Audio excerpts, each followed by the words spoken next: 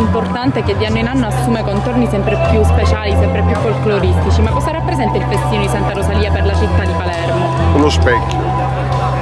Il festino è un'occasione per i palermitani per guardarsi allo specchio, chiedersi chi siamo, da dove veniamo, dove andiamo e per chiedersi qual è la peste quest'anno che dobbiamo in qualche modo combattere e distruggere, invocando noi stessi e anche Santa Rosalia.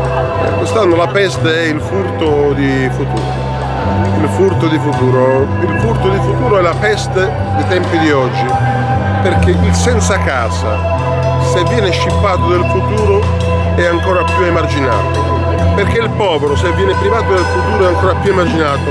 Perché l'imprenditore senza futuro diventa un disperato.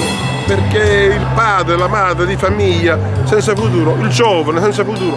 Allora, la peste è certamente la mancanza di futuro, lo scippo di futuro, ed è per questo che questo festino mette insieme bambini e futuro, ed è per questo che è iniziato con un concerto sul piano della cattedrale dei bambini di Brancaccio, un quartiere che era il sinonimo della mafia e che grazie al sangue e al sacrificio di Don Pino Puglisi è diventato un riferimento nei confronti di una mafia che si può superare e sconfiggere. Ecco, io credo che quest'anno chiediamo a Santa Rosalia di ridarci un poco di speranza per il futuro.